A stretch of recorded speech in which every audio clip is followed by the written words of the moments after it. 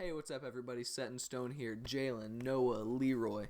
So today's video is going to be the first half of our predictions for our two-parter for the first Set in Stone title challenge. This is going to be the Grammy portion. The point system is going to go a little bit like this. Very simple. Each Grammy prediction is 1 point. That's the point system. So for this video, let's try to get it to 15 likes. If you're not subscribed, subscribe please. Please like, comment, subscribe. Follow our Twitter at SetInStonePC. The categories that we're going to be doing is the best music video, the best new artist, the best song of the year, album of the year, and record of the year. So let's go ahead and get started.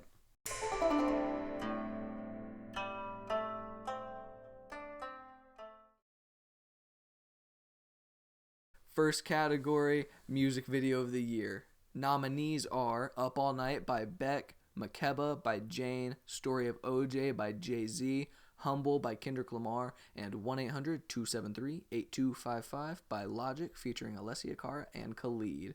My pick, Humble by Kendrick Lamar. I think that Humble is a smash hit of a song, really great lyrics, and then the music video, great visuals, great production value, everything about it really, really cool. And I think, good song plus good visuals equals great music video.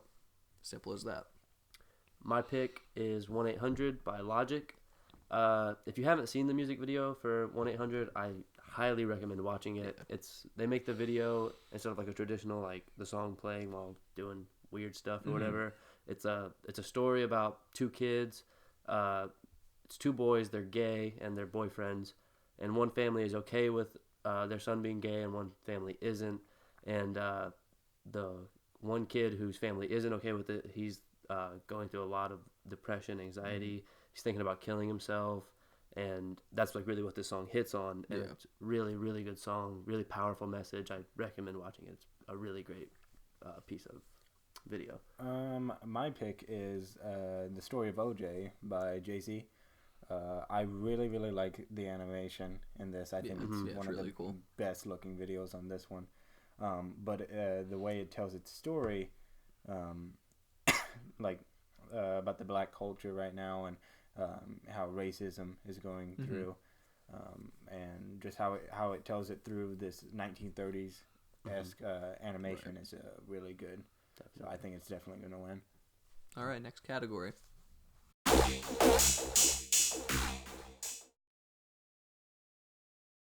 Our next category is Best New Artist. The nominees are Alessia Cara, Khalid, Lil Uzi Vert, Julia Michaels, and SZA.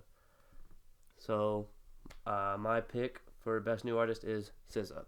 I'm going to be honest, I haven't really heard too many of her songs. I've seen her perform live on SNL once.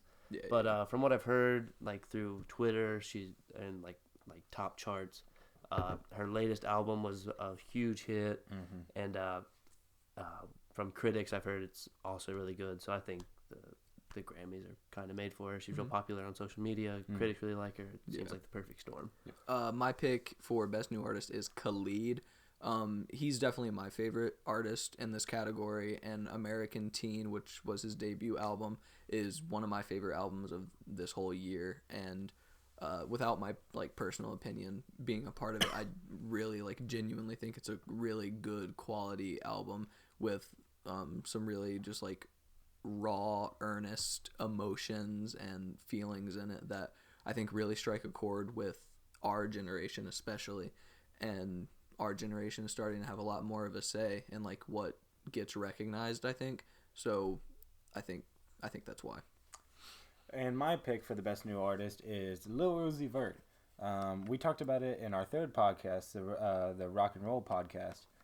We talked about how rock was getting revived by emo rap, which a big leader in that is Lil Uzi Vert. I think he's the biggest name out of all of them, and I definitely think he's making good music, and I think he will continue to make good music, and I think that everybody sees the potential and just likes him right now. And I can't wait to see where he goes from this. So that's my pick. Next category.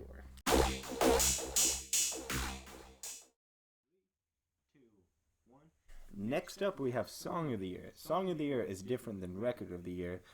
Song of the Year credits the writers rather than the actual performer of the song. So first up, we have Despacito. Next up, we have 444. The third one, we have Issues. The one after that, we have 1-800. And the last but not least, we have That's What I Like. My personal pick is That's What I Like.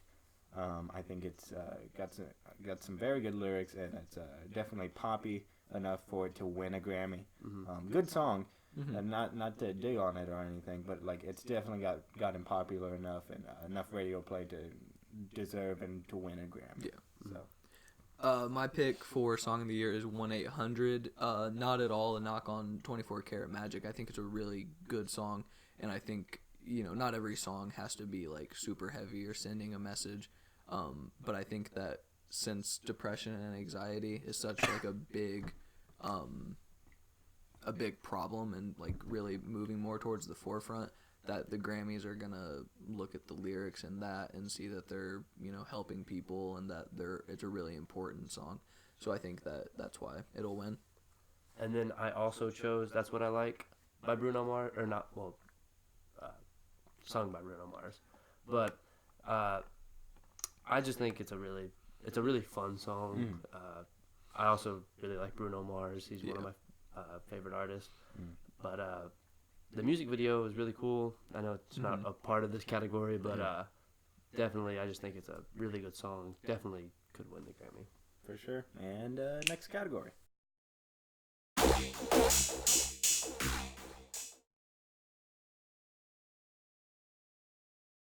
Our next category is Album of the Year. The nominees are Awaken My Love by Childish Gambino, 444 by Jay-Z, Damn by Kendrick Lamar, Melodrama by Lorde, and 24 Karat Magic by Bruno Mars.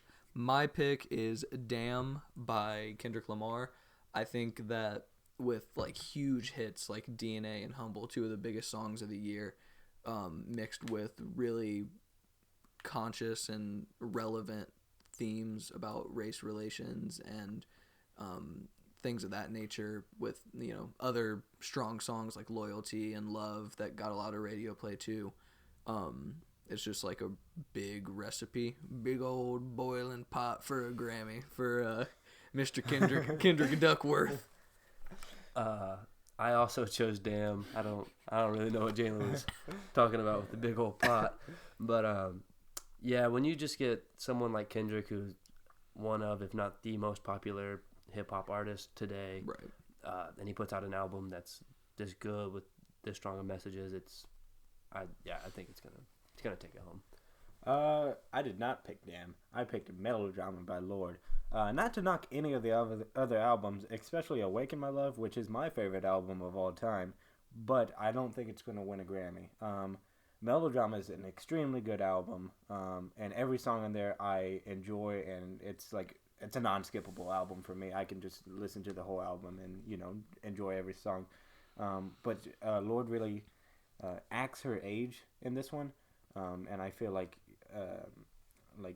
she's finally growing up and moving on, and she's going through the struggles throughout her album, and you can really tell, and just like it's good enough to win a Grammy in my opinion. So yep. All right, next category. Our next and final category, we have Record of the Year.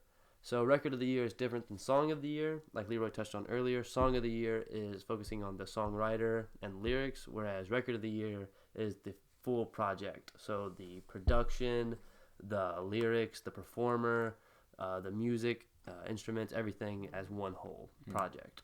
So the nominees are Redbone by Childish Gambino, Despacito by Luis Fonsi and Daddy Yankee featuring Justin Bieber, The Story of OJ by Jay-Z, Humble by Kendrick Lamar, and 24K Magic by Bruno Mars. So all of our picks on 3. 1, 2, 3. Redbone by Childish Gambino. If you know us, you know we're all really big Gambino fans. Gambino heads. And Donald Glover fans. Just pretty much anything he does, we all really like. He's just a really talented individual, and this album is a really, really good album. Yeah, every song on it strikes on something new. it's got such a cool, new, unique sound. Mm-hmm. Something completely different than what we've heard recently coming out as like popular albums. Yeah, and especially like different from what he's done. Childish Yeah, Gambino he's has done done in in the past. as well. Yeah. Yeah, those same things, but also some other things that make that whole album, but Redbone especially, really unique is just like the subject matter of like, you know, it says stay woke, and that's, you know, it's what the song is. And it's in Get Out, which is one of my favorite movies of the year, and it's actually really cool how much the song and the movie like work together. But yeah. And if you don't bop this in your car every other week, you probably don't have a nice life. I'm gonna be honest. I love this song to death. That's why I like this guy. He's blunt. All right, and yeah, that's gonna be it. All right, and that's going to do it for this prediction video. Be on the lookout for our upcoming videos. We're going to try to get the second half of this first challenges predictions out there sometime this week. That'll be the Royal Rumble predictions. We have to wait until after Raw and SmackDown both air this week, so we have, you know, all the info that we need to make our choices. Thanks for watching. Make sure to like, comment, and subscribe again. And with that, we're set in stone. And this is my title. Oh no.